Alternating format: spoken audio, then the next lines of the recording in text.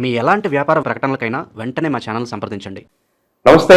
ఈ రోజు మన స్టూడియోలో ప్రముఖ ఆధ్యాత్మికవేత్త వేదిక్ ఆస్ట్రాలజర్ బోనుగుంట్ల సురేష్ బాబు గారు ఉన్నారు. గురువు గారితో మాట్లాడతాం. నమస్కారం గురుగారు. మణికంఠ గారు నమస్కారం అండి.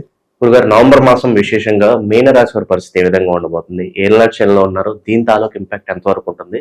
ఈ మాసం ప్రత్యేకంగా ఎలాంటి జాగ్రత్తలు తీసుకోవాలి? సో మనం నవంబర్ మాసం అనగానే ఫస్ట్ 20 days మనకి కార్తీక మాసంతో ఉందండి. ఇది ఈ రాశి వాళ్ళకి చాలా చాలా ఇంపార్టెంట్ అనమాట. ఎందుకంటే ఫస్ట్ 20 days ఇది శివుడికి విష్ణుడికి ఎంతో ప్రీతికరమైన మాసం. మన తెలుగు రాష్ట్రాల్లో ఎక్కువ రుద్రాభిషేకాలు, శివుడికి అభిషేకాలు చేయటం మనకి పరంపర ఉంది. అంతేకాకుండా సోమవారాలు కూడా చాలా విశేషంగా చేస్తూ ఉంటాం.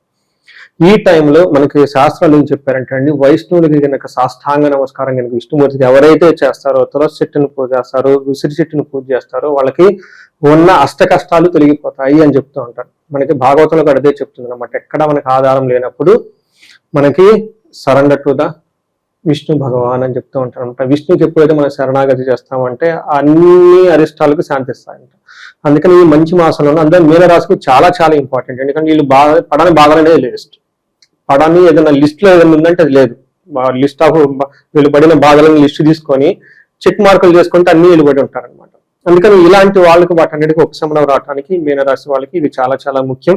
ఆ తర్వాత కూడా చాలా పెళ్లిళ్ళు అవన్నీ ఉన్నాయి. మంచి రోజులని మనం చెప్పుకోవచ్చు. ఈ టైంలో మీనరాశి వాళ్ళకి పర్టికులర్ గా ఒక విషయం చెప్పాలి. ఈ మాసంలో నాకు ఒక క్లయింట్ యుఎస్ నుంచి వచ్చారు. ఈ మీనరాశితో పాటు వాళ్ళది మిస్సెస్ సింహరాశి. మీనరాశి సింహరాశి ఇద్దరు చాలా ప్రాబ్లం అవుతుంది. వాళ్ళు నా వీడియో చూశారు, వాళ్ళు ఎక్స్పీరియన్స్ అయ్యారు, వాళ్ళు ఆల్రెడీ అది ఫేస్ చేస్తూ ఉన్నారు. వాళ్ళకి ఒక 40 బిజినెస్ యూనిట్లు ఉన్నాయండి. వచ్చేసి మీ గురువు గారు మీ వీడియో అంతా చూసాము, మీరు ఏదైతే చెప్పారో మేము ఎక్స్పీరియన్స్ అవుతూ ఉన్నాము, మరి మేము బిజినెస్ అన్ని చేస్తున్నాము, మా ఇద్దరి మధ్య గొడవలతో బిజినెస్ ప్రాబ్లమే చాలా అయిపోతూ ఉంది, ఎంత దూరం కష్టపడి సంపాదించుకున్నాం, రెమెడీ ఏమని చెప్పండి అని చెప్తే వాళ్ళు ఇంకొక మాట కూడా ఏమంటే మీకు కావాలంటే ఫండింగ్ ఇస్తాను, రీసెర్చ్ అయినా చేయండి, కానీ ఇది మాత్రం మాకు ఉండకూడదు అని చెప్పారు. నేను ఒక 4 వేద బ్రాహ్మణులు, పురోహితులు, మాకు తెలిసిన వాళ్ళు మొత్తం కూర్చొని వాళ్ళ జాతకాలు మొత్తం తీసుకొని పక్కన పెట్టేసి 5 రోజులు పూజ చేశామండి. ఇందులో విశిష్టంగా మనకి జ్యోతిష శాస్త్రంలో ఏం చెప్పారు, అలానే వేదాల్లో ఉన్న మంత్రాలు, పురాణాల్లో కొన్ని మంత్రాలు ఉంటాయి, తాంత్రిక శాస్త్రంలో కొన్ని ఉంటాయి, దశమహావిధుల్లో కొన్ని ఉంటాయి, మొత్తం కంబైన్ చేసామన్నమాట. కంబైన్ చేసి ఒక ప్యాటర్న్ లాగా చేసి అట్లా పాశుపత అభిషేకాలు, ఇటు మామూలు అభిషేకాలు, ఇటు గ్రహ జపాలు ఇవన్నీ చేసుకొని మళ్ళీ వాళ్ళ ఇష్టకార్యసిద్ధి కలిపేసి అన్ని కలిపి ఒక ప్యాటర్న్ లాగా తయారు చేసి వాళ్ళు దానికి ఫండింగ్ ఇచ్చారు. చక్కగా అన్ని పూజలు 5 days చేసామండి. 21 days కి 31 days కి పాజిటివ్ న్యూస్ ఒక మెసేజ్ పెట్టారు. Very happy. నెక్స్ట్ ఇవాళ చేసిన ఒక గొప్ప ఏమంటేనండి, ఇక్కడ నుంచి వెళ్ళి జాబులకు ఇబ్బంది పడుతుంటే అలా బిజినెస్లు పెట్టి సంపాదించడం అనేది అంత కష్టం అండి. వాళ్ళకి ఇక్కడ నేను చెప్పేది ఏంటంటే జ్యోతిష శాస్త్రాన్ని వాళ్ళకి ఇంపార్టెన్స్ తెలుసండి. అందుకని వాళ్ళు అంత పెద్దగా ఎదిగారు. అక్కడ ప్రాబ్లం ఏమి ముందుగానే సెన్స్ అయ్యి ఇమ్మీడియట్గా ఏం మెజర్స్ కూడా తీసుకొని దానికి సంబంధించినంత చేసేసుకున్నారండి. సో ఇంత గొప్ప ఈ శాస్త్రాన్ని ప్రతి ఒక్కరు మీనరాశి వాళ్ళకి చెప్పేది ఏంటంటే ఎన్నో రెమెడీస్ ఉన్నాయండి. ఇంత బాధలు మీరు పడనవసరం లేదు. మనకు డబ్బులు లేకపోతే అది వేరే విషయం అనుకోండి. అట్లీస్ట్ మనం ఒక మిడ్ లెవెల్ ఎగ్జిక్యూటివ్స్ ఉన్నాము, ఒక ఎంఎన్సీ కంపెనీలో జాబ్ చేసుకుంటున్నాము, వైఫ్ అండ్ హస్బెండ్ జాబ్ చేసుకుంటూ ఉన్నారు, లేదంటే బిజినెస్ దేవుడి దేవాలు అంతా బాగుంది, ఈ టైంలో పడన అవసరం లేదండి. చిన్న చిన్న రెమెడీ చేసుకుంటే చాలా మంచిది. అందులో మీనరాశికి ఒక ఫిష్ డౌన్, ఒక ఫిష్ అప్ ఎందుకు పెట్టారంటే, ఇందాక ఆ క్లయింట్ ఎగ్జాంపుల్, వాళ్ళు డౌన్ లో ఉండి ఇలా ఉండకూడదని మళ్ళీ వెంటనే అప్పు చూశారు, 2 ఫండింగ్ చేశారు. ఆ రీసెర్చ్ ఎంతమంది మీ తర్వాత వచ్చిన వాళ్ళందరికీ వాడుతూ ఉన్నామండి. వాళ్ళు పాజిటివ్ ఫీడ్బ్యాక్ ఇస్తున్నారు చూడండి. అందుకని వాళ్ళు అంత గొప్ప వ్యక్తులు ఎందుకు అయిపోయి అందుకేనండి. చూడండి, బ్రాహ్మణులను పోషించారు, వేద బ్రాహ్మణులకి ఇచ్చారు, నాలాంటి వాళ్ళకి విలువ ఇచ్చారు. తర్వాత ఈ నాలెడ్జ్ పూల్ చేయటం వల్ల అది వేరే వాళ్ళకి ఉపయోగపడుతుంటే ఆ పుణ్యం అంతా వాళ్ళకే వచ్చేది కదండి. అంతే కదండి, వాళ్ళు కూడా హ్యాపీ ఫీల్ అవుతారు కదా. చూడండి, అందుకని ఒక చిన్న పని చేయటం వల్ల ఈ రీసెర్చ్ చేసిన ప్యాటర్న్ నేను ఇంకా లైఫ్ లాంగ్ వాడుతూనే ఉంటాను కదండి ఈ డిస్కవరీ. సో ఇలా మీనరాశి వాళ్ళు ఈల్నాట్స్ ని ఎంత ప్రాబ్లమ్స్ ఉన్నా కానీ చక్కటి పరిహారాలు ఉన్నాయి, అవన్నీ చేసుకోవాలని చెప్పేసి ఒక అడ్వైజ్ అండి వాళ్ళకి. తర్వాత ఎవరైనా కనుక ప్రాబ్లమ్స్ ఉంటే ఇమీడియట్లీ కాల్ చేస్తే వీ కెన్ హెల్ప్ దెమ్ అండి. తర్వాత ఈ మాసం పర్టికులర్ గా చూసుకుంటే మీనరాశి వాళ్ళకి ఒక లక్కీ ఏంటంటేనండి, ధన ప్రవాహం విపరీతంగా ఉంది. గురువు వల్ల అయితేనేమండి, శుక్రుడు వల్ల అయితేనేమి, మిగతా గ్రహాల వల్ల శని యొక్క ప్రభావం ఉంది కాబట్టి ఆ గ్రహాలు వాటి ప్రభావాన్ని చూపిస్తూ ఉంటాయి కాబట్టి మిగతా గ్రహాలు వచ్చేటప్పటికి అంత ప్రతికూలంగా అనుకూలంగా లేవు అని మనం చెప్పుకోవాలి. మనం ఇందులో మీనరాశి వాళ్ళకి నక్షత్రం ప్రకారంగా చూసుకుంటే పూర్వభద్ర, ఉత్తరాభద్ర, రేవతి నక్షత్రాలు ఇందులో ఉంటాయి. గ్రహాలు వచ్చేటప్పటికి గురు గ్రహము తర్వాత బుధ, శుక్ర, కుజ, బుధ, సూర్య గ్రహాలన్నీ 5 గ్రహాల యొక్క ఇంపాక్ట్ వీళ్ళ మీద ఉంది. మనకి ఏం చెప్తారంటే మహర్షులు లఘు గోచారం, సూక్ష్మ గోచారం ఒక కాన్సెప్ట్ ప్రకారం కనుక చూసుకుంటే ఇందులో 5 ముక్కల్లో చెప్తారు, 5 words లో చెప్తారు. ఎలా ఉంటుందంటే ఫస్ట్ పుత్రుడి వల్ల ధన సంపాదన వల్ల బాగుంటుంది. రెండోది ద్వేషం, దేహరుజం, విఘ్నం అని చెప్తుంటారు. ఏదైనా పని చేస్తే ఆటంకాలు వస్తుంటుంది, శారీరకంగా అలసట ఉంటుంది. తర్వాత ఇలా చుట్టూ వాతావరణం అంతా ద్వేషపూరితంగా ఉంటుంది అని మనకు సంస్కృతంలో మన మహర్షులు చెప్పారండి. మనం డీటెయిల్ కనుక చూసుకుంటే సూర్యుడికి వీళ్ళ రాశి నుంచి 9వ ఇంట్లో ఉండటంతో ఇది మిక్స్డ్ రిజల్ట్ అని చెప్తారు. ఒక రకంగా ఓవరాల్ గా బాగుంటుంది, చిన్న చిన్న ప్రాబ్లమ్స్ ఉన్నా మేనేజ్ చేసుకొని ముందుకెళ్తారు. బట్ ప్రాబ్లమ్స్ ఏ సైడ్ లో వస్తాయంటండి, మనకేం చెప్తారంటే సంస్కృతంలో నిందాపరాధ కలహం నిర్దోషచ్చ ధనక్షయం పుణ్య లాభార్థ నాశచ్చ విచారో నవమే రవి అని చెప్తారు. అంటే 9వ గనుక రవి ఉంటే విచారం కలుగుతుందంట. నింద అపరాధ, వీళ్ళకి ఏ లోపం లేకపోయినా కానీ పాపం వీళ్ళని నిందిస్తూ కూర్చుంటారు. అంతేకాకుండా కలహం, వీళ్ళది ఎలాంటి దోషం ఉండదు కానీ అన్ని మిస్టేక్ వీళ్ళే చేస్తారని తిడుతూ ఉంటారంట. ఈ టైంలో ధనాన్ని కోల్పోతూ ఉంటారు. మంచి ఉద్దేశంతో ఏ పని చేసినా కానీ అప్రిషియేషన్ ఉండదు. తర్వాత విచారం విపరీతంగా ఉంటుంది అని మనకి చెప్తూ ఉంటారు. అయితే కుజుడు కూడా వీళ్ళకి 9వ ఇంట్లో ఉండటంతో ఇంకా ప్రాబ్లమ్స్ క్రియేట్ అయిపోతూ ఉంటుంది. దీంట్లో పర్టికులర్ ఫాదర్ రిలేటెడ్ ప్రాబ్లం ఉంటుంది.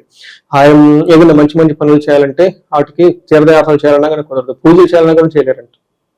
చూడండి కర్మ అంటే అంత స్ట్రాంగ్ గా ఉంటుంది వాళ్ళకి. నేను మంచి చేయాలనుకుంటున్నాను కానీ చేయలేను. నేను ఉదయాన్నే లెగిసి మెడిటేషన్ చేద్దాం అనుకుంటాను కానీ చేయలేను, తిరుపతి వెళ్దాం అనుకుంటాను వెళ్ళలేను, కార్తీక మాసం అని తెలుసు చేయలేను. ఈ టైపు పరిస్థితులకు ఎక్కువగా ఉంటుంది.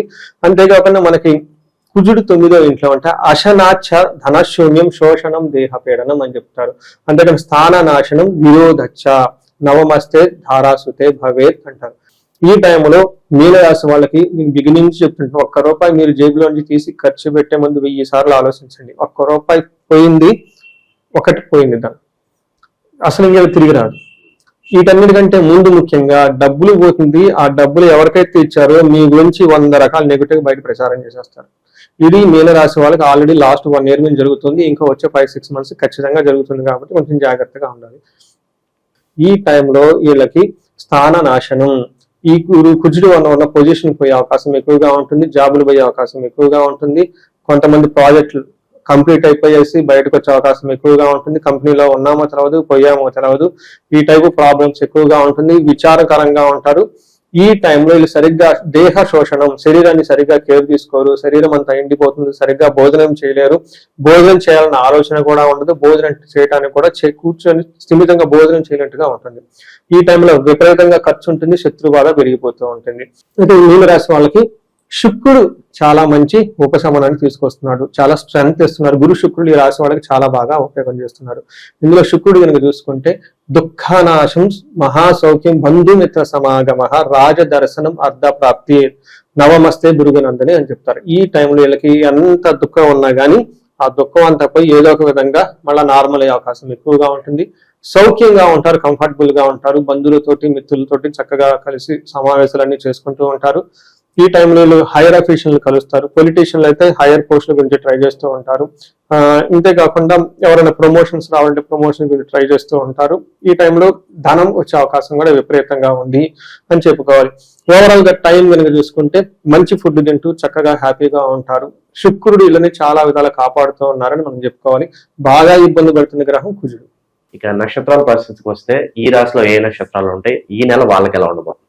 సో నక్షత్రం ప్రకారం పూర్వభాద్ర, ఉత్తరాభాద్ర, రేవతి నక్షత్రాలు చూసుకుంటే కొంచెం వీళ్ళకి టఫ్ గానే ఉంది, ఛాలెంజింగ్ గా ఉందని మనం చెప్పుకోవాలి.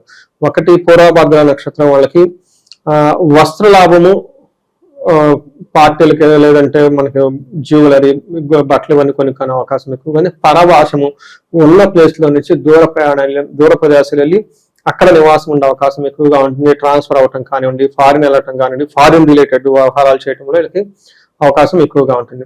వీళ్ళు కొన్ని కారణాల వల్ల ఆరోగ్యం బాగుండదు, ధనానికి ఇబ్బంది పెడుతూ ఉంటారు, తర్వాత అతిగా భయపడుతూ ఉంటారు, విపరీతమైన భయం పడుతూ ఉంటారు. అసలు ఎలా ఉంటుంది ఏంటి ఫ్యూచర్ ఈ టైంలో. అందుకని దీన్ని కొంచెం జాగ్రత్తగా ఉండటం ఎంతైనా అవసరం. ఉత్తరాభాద్ర వాళ్ళకి అగైన్ దరిద్రము, అతి భయము, పరవాసము, రోగము, వస్త్రలాభము చూపిస్తుంది. అంటే ఎక్కువగా నెగిటివ్ గానే ఉన్నాయి, జాగ్రత్తగా ఉండాలి. రేవతి నక్షత్రం వాళ్ళకి రాజ్య లాభము, ప్రమోషన్స్ వచ్చే అవకాశం ఎక్కువగా ఉంది. ఫారిన్ రిలేటెడ్ ట్రాన్సాక్షన్స్ కానీ ఏదైనా చేస్తే కలిసి వచ్చే అవకాశం ఉంది. కానీ రోగము, దరిద్రము అతివయము చూపిస్తుంది. ఇక్కడ దరిద్రము అంటే మనం మాట్లాడేది కాదండి, ఫైనాన్షియల్ గా క్రైసిస్ ఉంటుందని చెప్పుకోవాలి. హెల్త్ కాంప్లికేషన్స్ ఉండే అవకాశం ఎక్కువగా ఉంది. సో ఈ రాశి వాళ్ళకి కొంచెం ఛాలెంజింగ్ గా ఉంది. ఉత్తరాభాద్ర రేవతి నక్షత్రం వాళ్ళకి గాయాలయ్యే అవకాశం ఎక్కువగా ఉంది. మీ చేత్తో మీ కళ్ళతో మీ బ్లడ్ ని మీరే చూసుకునే అవకాశం ఎక్కువగా ఉంది. చిన్న పేపర్ కట్ కానివ్వండి, పెద్దదైనా అయి ఉండొచ్చు.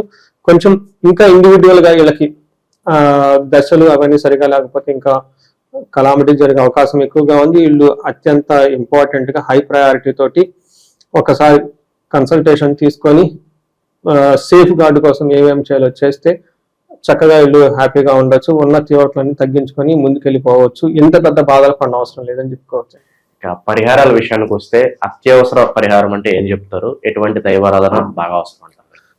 ఫస్ట్ ముఖ్యంగా వీళ్ళకి శని పాశుపత అభిషేకం చేయించుకోవాలి. శనికి సంపూర్ణ శాంతి పూజలు చేయించుకోవాలి. శనికి అధిష్టాన దేవత దక్షిణ కాళి అమ్మవారు కాబట్టి మంత్రం చాలి. ఇది చూడండి, ఇదంతా నాకు మీనరాశి వాళ్ళు రీసెర్చ్ చేసిన జ్ఞానం. I really appreciate. ఒక ఫిష్ డౌన్ ఒక ఫిష్ అప్ ఎందుకు ఉంటుందంటే అది ఆ ఇంట్రాక్షన్ లో నాకు రియల్ లైఫ్ లో ఒక ఎగ్జాంపుల్ దొరికింది అనమాట. వాళ్ళు ఎలా చేశారు చూడండి.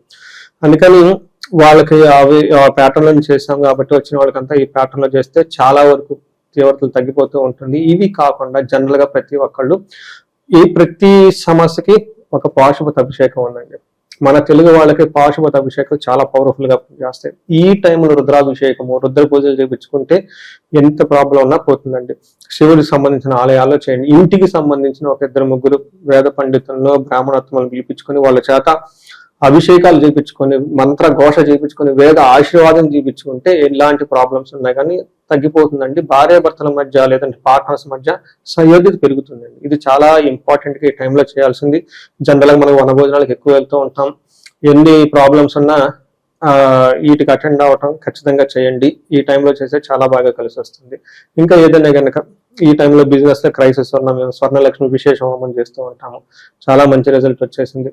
భార్యాభర్తల మధ్య గొడవ ఉంటే మనకి ఇది విశ్వావసు గంధర్వరాజ హోమము, అన్యోన్య దాంపత్య పాశుపత అభిషేకము, ఇలా ఎన్ని సమస్యలు ఉన్నా కానివ్వండి, ఎన్ని క్రైసిస్ ఉన్న రిలేషన్షిప్ ఇష్యూ చాలా మందికి ఉంటుంటాయి. రిపీటెడ్ ప్యాటర్న్స్ గా అయ్యే ఈ టైంలో ఎక్కువ ఉంటాయి. ఈ టైంలో ఎవరికైనా కాలసర్ప దోషం ఉంది, ఇది ఉంటే ఇంకా క్రైసిస్ లోకి వెళ్ళిపోతారు. జన్మజాతకంలో కాలసర్ప దోషం ఉంది, ఏలినాటి శని ఉంది, అది ఏమవుతుంది శాండ్విచ్ అయిపోతారు పాపం. ఇలాంటి వాటికి ఏమైనా కాలసర్ప దోషాలు ఉన్నా కానీ, త్రిపిండి దోషాలు ఉన్నా కానీ నవనాగు మండలం వేసి పూజలు చేస్తే ఆ దోషాలన్నీ పోతాయండి. సో ఇలాంటి వాటికి సంబంధించి ఎలాంటి క్లారిటీ ఉన్నా ముందు జ్యోతిషం చెక్ చేయించుకుంటే మనకు అర్థమవుతుంది ఎంత ఇంటెన్సిటీ ఉంది ఏంటి అని చెప్పేసి.